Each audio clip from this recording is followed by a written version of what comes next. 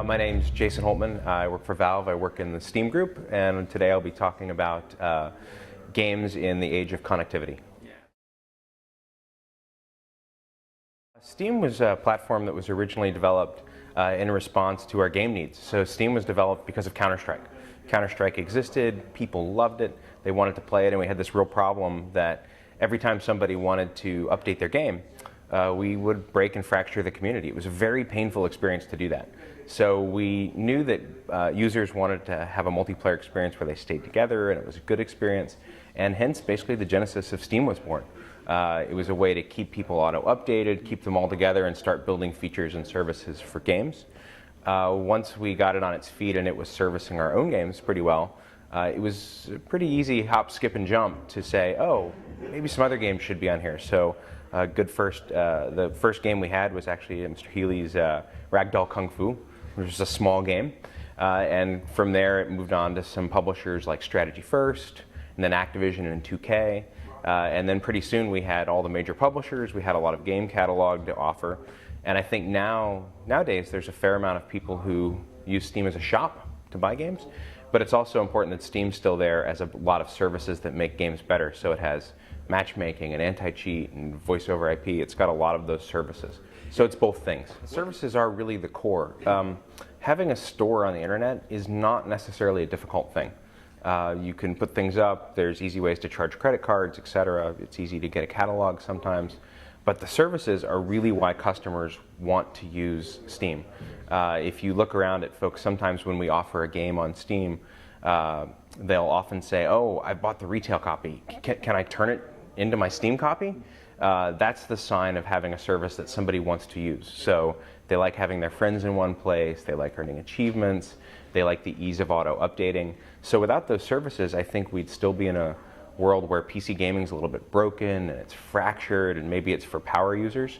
With a set of services, it's actually something that everybody can enjoy, it's easy, it's familiar, and it's somewhere where people want to be. So we found that having a service platform is helping our retail business and drives our retail business, and you can even see that in other folks' retail business. A good example is there's a couple games we have on Steam.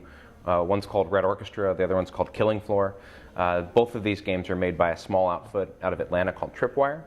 When they first came to us, their first game, Red Orchestra, was a mod that had won a mod contest. They commercialized it, they turned it into something that retailers and publishers weren't going to take right away. So they published it on Steam first, and after they published on Steam and built some community, they went and got a retail deal. So they went in reverse, as most people would think. They've done the same thing with Killing Floor as well. On the larger scale, if you take a game like Left 4 Dead 2, or a game like Empire Total War from Sega, those games are all Steam enabled, and those really help drive retail. In other words, they're selling more copies because when people play Empire, or they play Left 4 Dead 2, or now they play Modern Warfare 2, which is also a Steam game, they're having a good time. They like what their PC's doing, they want to attract more folks, and their friends aren't necessarily going to buy from Steam. Their friends do just what you and I do all the time. They go to the store that weekend and they buy something. You know, they'll travel to Fnac and go, that's fantastic, you're having a good time, I'll buy that product. So we think we're increasing the size of the market. It's not taking away from anybody, it's making more sales. We love having people on our platform, and we grow our community by giving them the tools they need and the place to be. So a few years ago we introduced Steam Community, and Steam Community was a place where you could have your avatar, you could join and have clans, you could meet folks, you could look at your favorite games, you can earn achievements that show up in your community.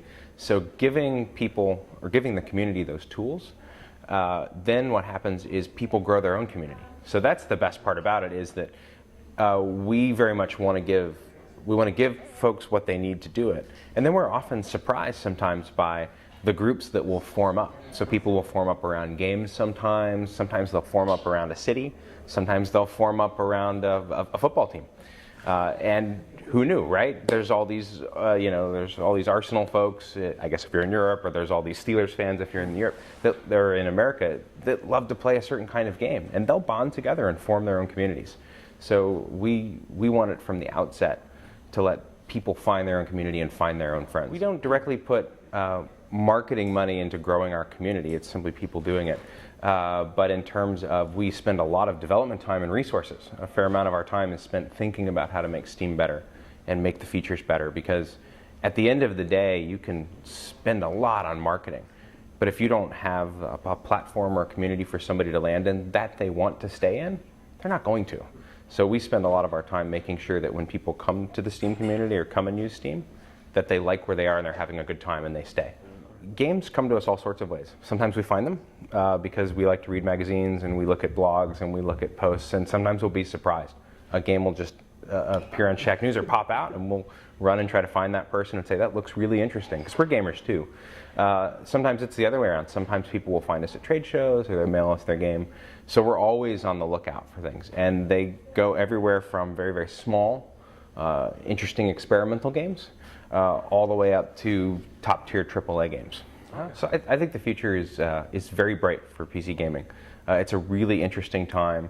People are shipping interesting things that haven't been on retail shelves necessarily sometimes, and those things are appearing on retail shelves. I think that having a connected user base, having folks that are on the internet, and all of these services you can provide, and this ongoing conversation you can have with people if you're a developer, is really interesting. We're seeing some games where it used to be you would ship a game and just forget about it and hope you didn't have to patch it too much. Now we're seeing a totally different mindset in the way developers and publishers interact with their customers. They're shipping a game and they're going, oh, maybe I could add a character in a couple weeks. Maybe I could add a map pack. And you're seeing games evolve over a long period of time. I think that's very exciting to watch games last over a long period of time. So I think in the coming years you're going to see that more and more.